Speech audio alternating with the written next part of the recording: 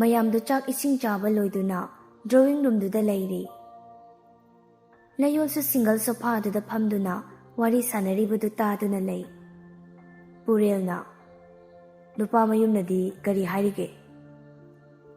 ꯅꯨꯃꯤꯠ ꯑꯐꯕ ꯑꯃꯗ ꯀꯨꯊꯤ ꯌꯦꯡꯗꯨꯅ ꯅꯨꯃꯤꯠ ꯂꯦꯞꯄꯁꯤ ꯁꯤꯅꯤꯗꯅ꯫ ꯕꯣꯕꯣꯏ ꯀꯀꯥ ꯍꯣꯏꯅ ꯐꯅꯤ ꯈꯟꯕꯗꯣ ꯇꯧꯕꯤꯔꯣ꯫ ꯇꯣꯝꯕꯅ, ꯑꯩꯈꯣꯏ ꯁꯅꯥꯒ ꯀꯣꯂꯦꯖ ꯄꯨꯜꯂꯛꯑꯦ ꯍꯥꯏꯕ꯭ꯔꯣ ꯅꯨꯄꯥ ꯃꯆꯥꯗꯨꯕꯣ? ꯑꯩꯈꯣꯏꯗꯒ ꯂꯥꯛꯑꯝꯕ ꯄꯣꯠꯅꯤꯗ꯫ ꯅꯨꯡꯁꯤꯅꯤꯍꯦ ꯏꯁꯨꯝ ꯏꯁꯨꯝ ꯍꯦꯟꯕꯗꯣ꯫ ꯃꯌꯥꯝ ꯄꯨꯜꯂꯞ ꯋꯥꯔꯤ ꯁꯥꯟꯅꯗꯨꯅ ꯂꯩꯔꯤꯉꯩ ꯀꯥꯗꯨꯒꯤ ꯊꯣꯡꯂꯣꯝꯗꯒꯤ, ꯏꯃꯥꯁꯤ꯫ ꯃꯌꯥꯝꯗꯨ ꯊꯣꯡꯂꯣꯝꯗ ꯌꯦꯡꯂꯛꯄꯅꯤ, ꯑꯗꯨꯕꯨ ꯀꯥꯟꯇ ꯂꯦꯞꯇꯨꯅ ꯂꯩꯔꯝꯃꯤ꯫ ꯃꯌꯥꯝꯗꯨ ꯋꯥ ꯑꯃꯠꯇ ꯍꯥꯏꯗ ꯀꯥꯟꯇꯕꯨ ꯌꯦꯡꯗꯨꯅ ꯂꯩ꯫ ꯀꯥꯟꯇ ꯊꯣꯡꯖꯤꯟ ꯃꯄꯥꯟ ꯑꯗꯨꯗ ꯂꯦꯞꯇꯨꯅ ꯂꯩꯔꯤ ꯍꯧꯖꯤꯛꯁꯨ꯫ ꯔꯥꯁꯤꯅ, ꯕꯨꯡꯉꯣ, ꯀꯔꯤꯒꯤꯅꯣ ꯂꯦꯞꯇꯅ ꯂꯩꯔꯤꯗꯨꯕꯣ? ꯁꯪꯉꯧꯗꯅ꯫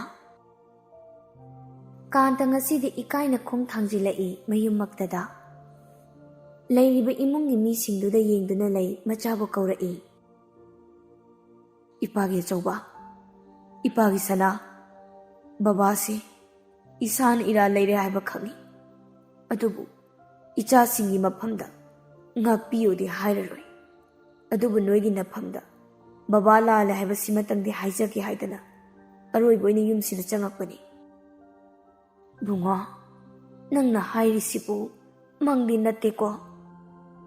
ꯏꯃꯥꯁꯤ, ꯅꯆꯥ ꯌꯥꯝꯅ ꯂꯥꯟꯈ꯭ꯔꯦ꯫ ꯄꯨꯔꯦꯜꯒ ꯂꯩꯌꯣꯜꯒꯗꯤ ꯋꯥ ꯑꯃꯠꯇ ꯍꯥꯏꯗꯦ꯫ ꯀꯥꯟꯇ ꯉꯁꯤꯗꯤ ꯃꯆꯥꯁꯤꯡꯒꯤ ꯃꯃꯥꯡꯗ ꯀꯞꯂꯗꯨꯅ ꯈꯨꯔꯨ ꯀꯨꯟꯗꯨꯅ ꯂꯥꯜꯂꯦ ꯍꯥꯏꯖꯔꯛꯏ꯫ ꯇꯣꯝꯕꯅ, ꯌꯥꯝꯕꯨꯡ, ꯀꯩꯅꯣ ꯇꯧꯏꯗꯨꯕꯣ? ꯑꯝꯇ ꯍꯧꯒꯠꯄꯤꯌꯨꯁꯤ꯫ ꯇꯣꯝꯕ, ꯅꯪꯒꯤ ꯅꯐꯝꯗꯁꯨ ꯑꯩꯅ ꯌꯥꯝ ꯂꯥꯟꯈ꯭ꯔꯦꯅꯦ꯫ ꯃꯄꯥ ꯑꯃ ꯑꯣꯏꯕꯗ ꯃꯇꯤꯛ ꯆꯥꯗ꯭ꯔꯕ ꯑꯩꯅꯦ꯫ ꯅꯪꯅ ꯄꯣꯛꯆꯗ꯭ꯔꯕꯁꯨ ꯑꯄꯣꯛꯄ ꯅꯆꯥꯒꯨꯝ ꯅꯪꯅ ꯆꯦꯛꯁꯤꯟꯅ ꯅꯥꯎꯀꯣꯟꯕꯅ ꯏꯆꯥꯁꯤꯡꯅ ꯃꯇꯤꯛ ꯆꯥꯕ ꯃꯤ ꯑꯣꯏꯕꯅꯤ꯫ ꯑꯩ ꯂꯥꯜꯂꯦ꯫ ꯅꯈꯣꯏ ꯃꯌꯥꯝꯒꯤ ꯃꯐꯝꯗ ꯑꯩ ꯌꯥꯝ ꯂꯥꯟꯈ꯭ꯔꯦ꯫ ꯔꯥꯁꯤꯗꯤ ꯃꯃꯥ ꯑꯃ ꯑꯣꯏꯔꯨꯕꯅ ꯃꯆꯥꯒꯤ ꯃꯇꯧ ꯌꯦꯡꯕ ꯉꯝꯗ ꯄꯤꯔꯥꯡ ꯁꯤꯟꯊꯔꯛꯏ꯫ ꯇꯣꯝꯕꯅ, ꯌꯥꯝꯕꯨꯡ, ꯑꯗꯨꯝꯅ ꯍꯥꯏꯒꯅꯨ꯫ ꯅꯈꯥ ꯊꯥꯕ ꯅꯆꯥ ꯅꯅꯥꯎ ꯑꯩꯈꯣꯏꯗ ꯑꯗꯨꯝꯅ ꯇꯥꯛꯄꯤꯒꯅꯨ꯫ ꯌꯥꯝꯕꯨꯡꯅ ꯉꯁꯤ ꯒ꯭ꯌꯥꯟ ꯇꯥꯔꯛꯄꯁꯤꯃꯨꯛ ꯍꯔꯥꯎꯕ ꯂꯩꯇ꯭ꯔꯦ꯫ ꯁꯤꯗꯒꯤꯗꯤ ꯑꯩꯈꯣꯏ ꯄꯨꯟꯅ ꯂꯩꯔꯁꯤ꯫ ꯑꯍꯜ ꯑꯣꯏꯔꯕꯤ ꯏꯃꯥꯁꯤꯕꯨ ꯑꯩꯈꯣꯏꯅ ꯅꯨꯡꯉꯥꯏꯅ ꯂꯩꯍꯟꯁꯤꯅꯦ ꯌꯥꯝꯕꯨꯡ꯫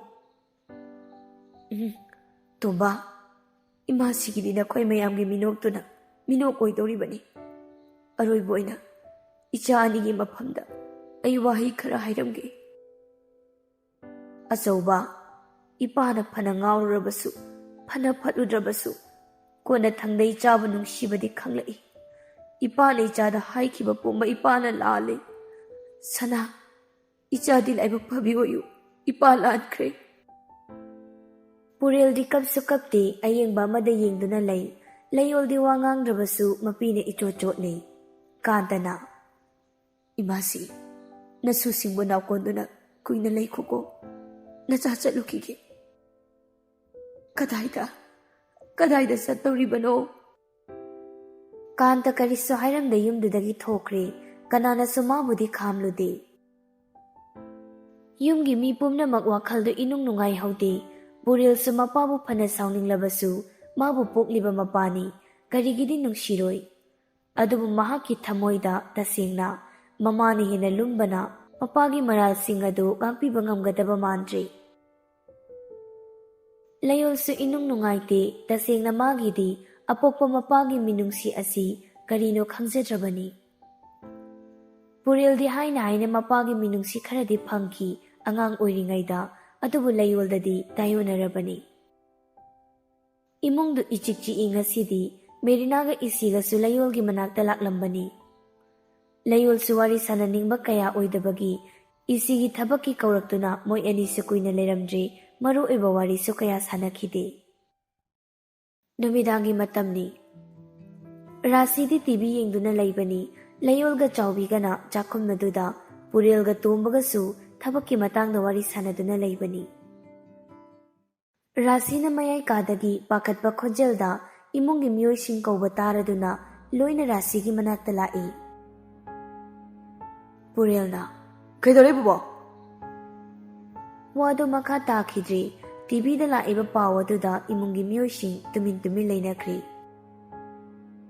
ꯀꯣꯏꯔꯦꯡꯕꯨ ꯉꯁꯤ ꯀꯣꯔꯠꯇ ꯄꯨꯊꯣꯛꯇ꯭ꯔꯤꯉꯩ ꯃꯃꯥꯡꯗ ꯃꯥꯒ ꯂꯨꯅ ꯇꯤꯟꯅꯕ ꯃꯔꯨꯞꯅꯤ ꯍꯥꯏꯕ R.K. ꯀꯥꯟꯇꯅ ꯀꯣꯏꯔꯦꯡꯒꯤ ꯃꯔꯝꯗ ꯏꯕꯤꯗꯦꯟꯁꯀ ꯂꯣꯏꯅꯅ ꯋꯥ ꯈꯔ ꯐꯣꯡꯗꯣꯛꯈ꯭ꯔꯦ꯫ ꯀꯥꯟꯇꯅ ꯍꯥꯏꯕꯗ ꯀꯣꯏꯔꯦꯡꯁꯤ ꯃꯍꯥꯛꯀꯤ ꯍꯦꯛ ꯃꯌꯥꯝꯕ ꯆꯤꯡꯁꯥꯡ ꯈꯨꯃꯟꯕꯨꯁꯨ ꯃꯥꯅ ꯍꯥꯠꯄꯅꯦ ꯍꯥꯏꯔꯤ꯫ ꯑꯃꯗꯤ ꯃꯤꯁꯤ ꯑꯁꯤꯒꯤ ꯃꯇꯥꯡꯗ ꯀꯥꯟꯇ ꯃꯆꯥꯁꯨ ꯌꯥꯎꯏ ꯍꯥꯏꯔꯤ꯫ ꯑꯃꯗꯤ ꯆꯤꯡꯁꯥꯡꯒꯤ ꯂꯣꯏꯅꯕꯤ ꯏꯉꯦꯂꯩꯕꯨꯁꯨ ꯍꯥꯠꯅꯕ ꯀꯣꯏꯔꯦꯡꯅ ꯁꯤꯟꯕꯗ ꯏꯉꯦꯂꯩꯒꯤ ꯒꯥꯔꯤ ꯗ꯭ꯔꯥꯏꯚꯔ ꯑꯣꯏꯔꯤꯕ ꯁꯨꯔꯖꯤꯠꯄꯨ ꯈꯨꯠꯂꯥꯏ ꯑꯣꯏꯅ ꯁꯤꯖꯤꯟꯅꯕꯅꯤ ꯑꯃꯗꯤ ꯁꯨꯔꯖꯤꯠꯄꯨꯁꯨ ꯀꯣꯏꯔꯦꯡꯅ ꯍꯥꯠꯄꯅꯤ ꯍꯥꯏꯔꯤ꯫ ꯀꯥꯟꯇ ꯃꯁꯥꯃꯛꯁꯨ ꯃꯁꯥꯅ ꯃꯔꯥꯜ ꯌꯥꯖꯗꯨꯅ ꯄꯨꯂꯤꯁꯇ ꯆꯪꯖꯈ꯭ꯔꯦ ꯑꯃꯗꯤ ꯀꯦꯁ ꯑꯁꯤ ꯍꯌꯦꯡ ꯀꯣꯔꯠꯇ ꯄꯨꯊꯣꯛꯂꯒꯅꯤ꯫ ꯄꯥꯎꯁꯤꯡ ꯑꯗꯨ ꯇꯥꯕꯗ ꯏꯃꯨꯡꯒꯤ ꯃꯤ ꯃꯈꯩꯗꯤ ꯏꯉꯛꯉꯛꯂꯤ꯫ ꯔꯥꯁꯤꯗꯤ ꯄꯦꯟꯗꯅ ꯀꯞꯂꯤ꯫ ꯃꯆꯥꯅ ꯑꯁꯨꯛ ꯐꯠꯂꯝꯗꯕ ꯑꯁꯤꯅ ꯃꯍꯥꯛ ꯂꯥꯏꯃꯟ ꯑꯣꯏꯔꯦ꯫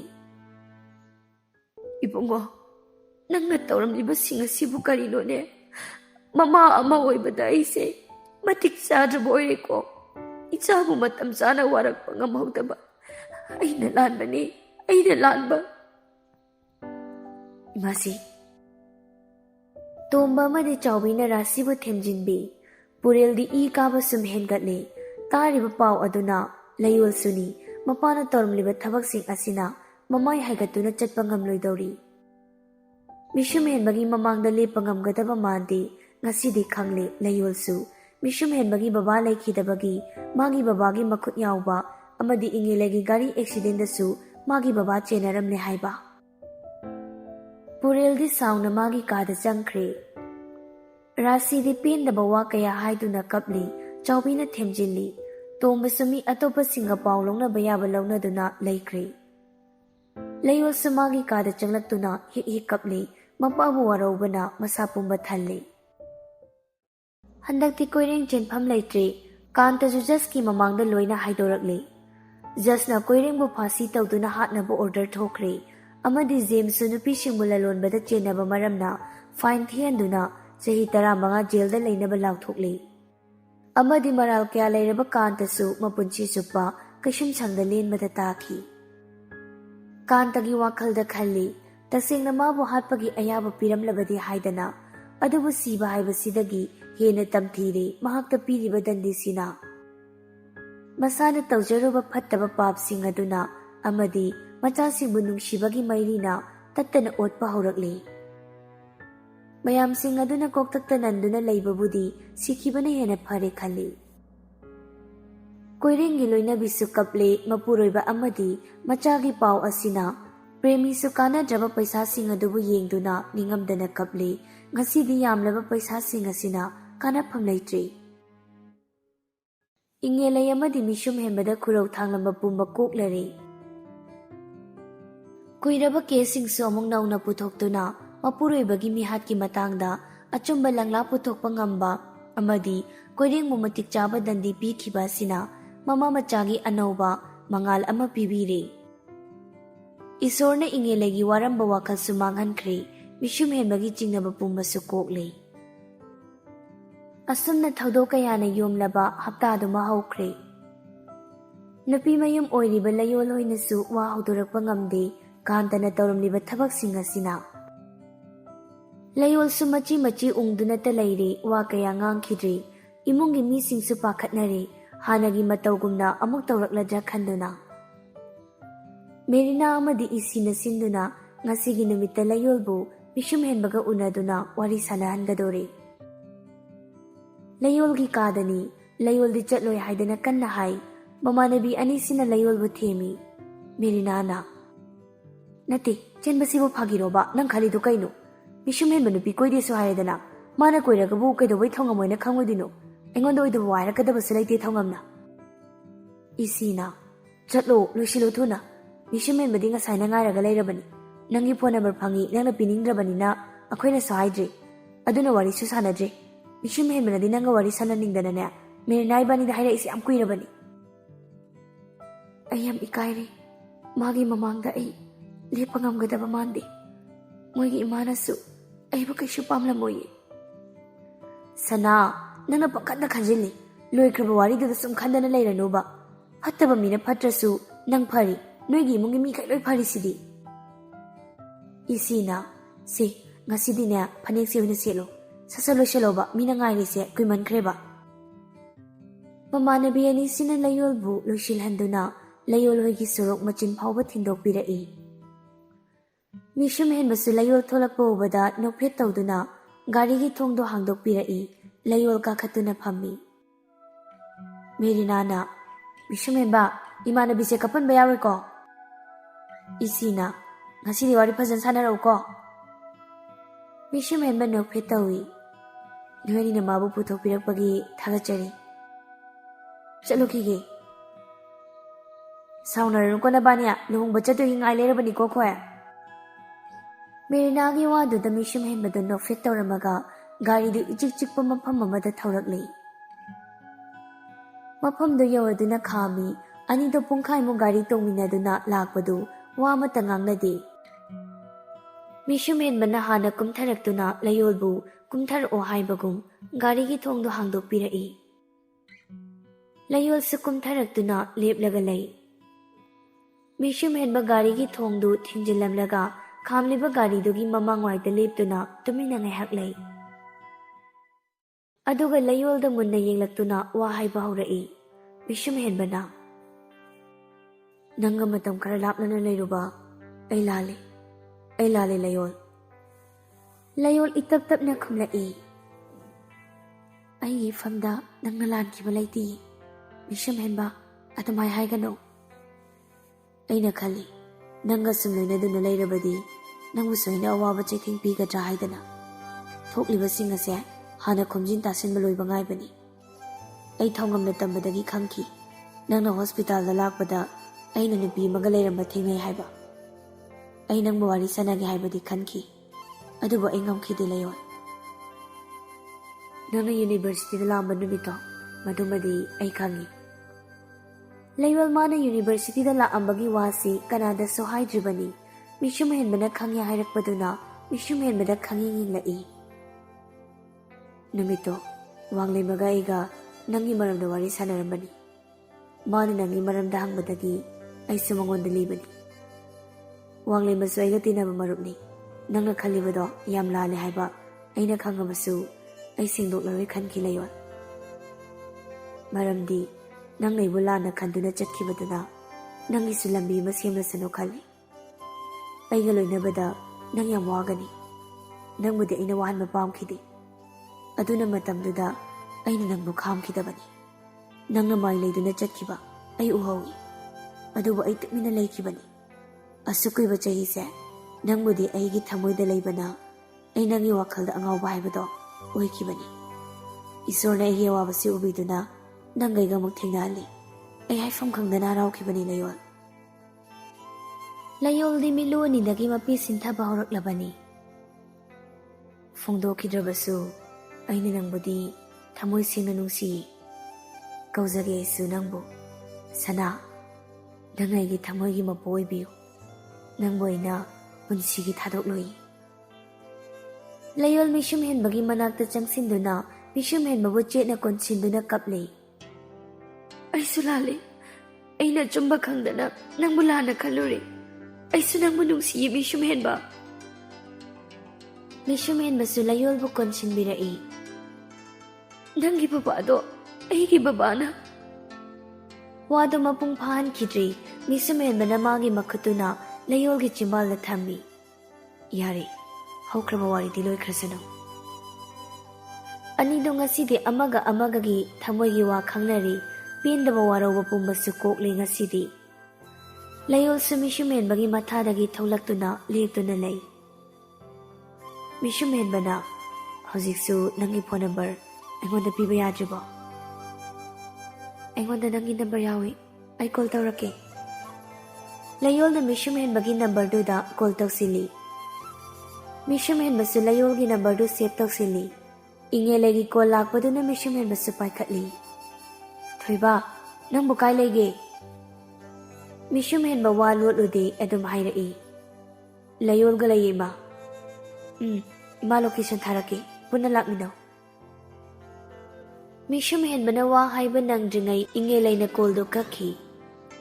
Layol di Mishum henbada tingak yengduna lay inge layna location tharai. Imana naga punna la ohai chatse.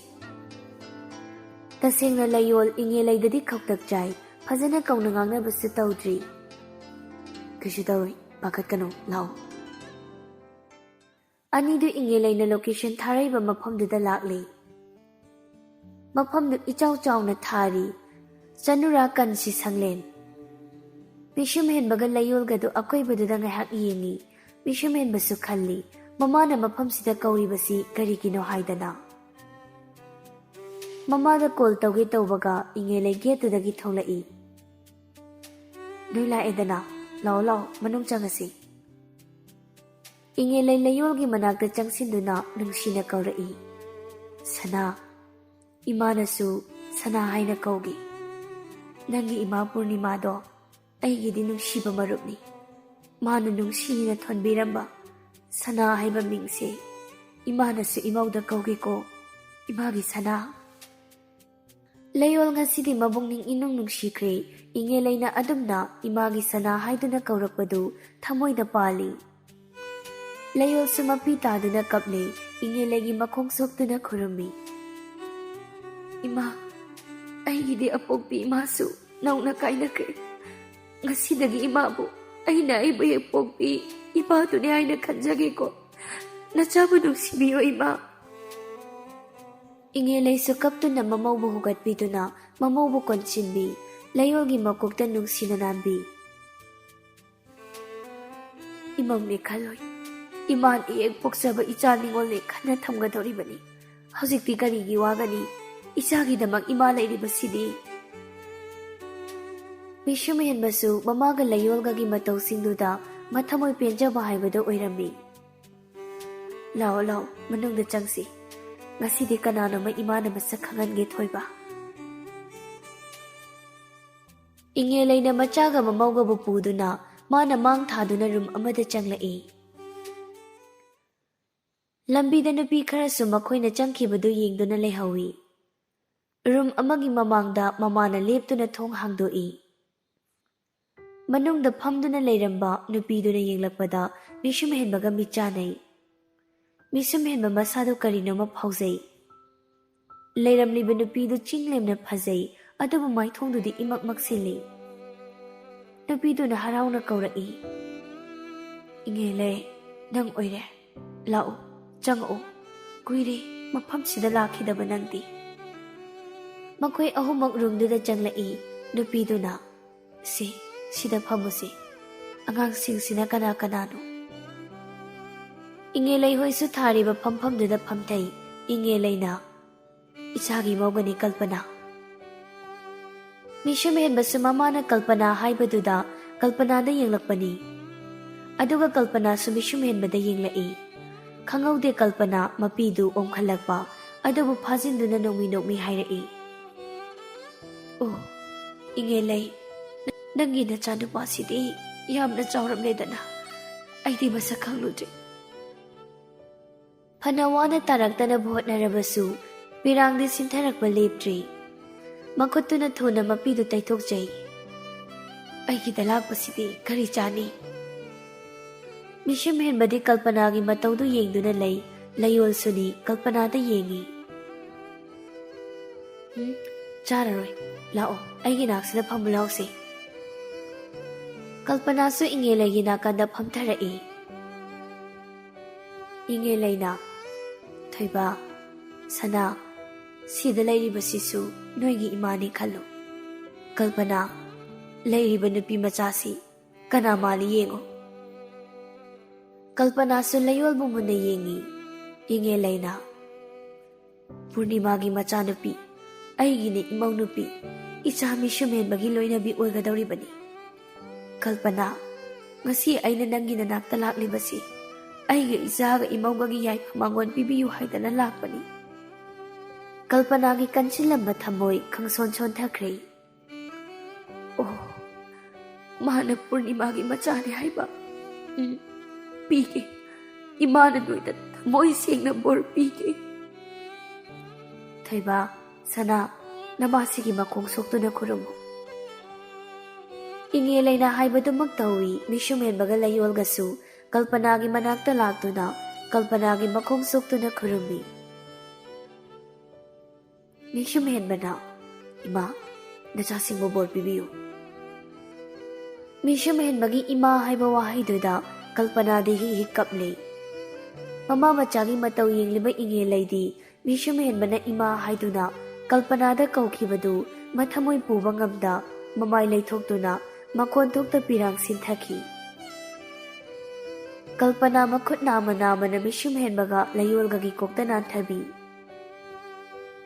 Icha anidi tungki punsida nugayay panap patba oyu. Wakare duhay na buhat na badayam na wakri kalpanado. Mishum henbaga layolga sa sopada lagto na mukpambi. Kalpanana. Ayse, isagi pinsi karanaw gali. Isa singubada. Imayam na pugning nung siruri. Inilay, nang na isa singsi. Ay ginagta po birakba. Ayam harawi. Imaw giming di kari ikaw ba? Imaw di taing ladana. Otok na pazakreda. Layol kaw ima. O, luhong ba na tagaya datara ba? Ingilay na. Numilip na dri. At hubadalip na rani. Wari-watay kaya sanay kalpanaga. Pungso tingsilakpadagi chatnaba thorakli. Ingilay sumasagi gari thawtorakto na chatkri. Mishum henbaga layol gana chatkibadu kalpanadi mitkupta na yingjahawi. Machabo asukui bachahisi uraktraga ngasi ujaba phangbada thamoidu penjai. Ingilay basu hanna mathamoida thagachai. Ingilay punsibu kalpana mana kalakjahawi. Mishum henbasu thoina khanjiludri mamaga luna tinaba mamanabi oibana chumna unahaliboy khankre. Ingilay na kalpanagi manakta pubasu machagi damaktani machagi punsida nungayay phana apokpi mamabu khurumduna borni jauhaikibani panjina maram asina ingilay na machagi damak kalpanagi manakta lakhibani. Mishum henbana layolbu yum phawba thinbiramduna masu mayumda halakli. Ngasidi wakhaldu iyang yangi awaba pumba leitre haidana khanjai. Wakhalna nungairabada maithongdusu mami taribani.